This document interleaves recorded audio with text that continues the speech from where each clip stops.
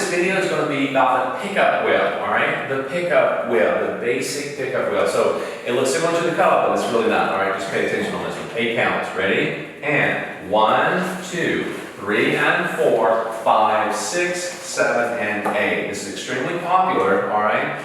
And then we actually get this to actually rotate a little bit sooner than you may feel on the floor sometimes, all right? So let's take it from this angle.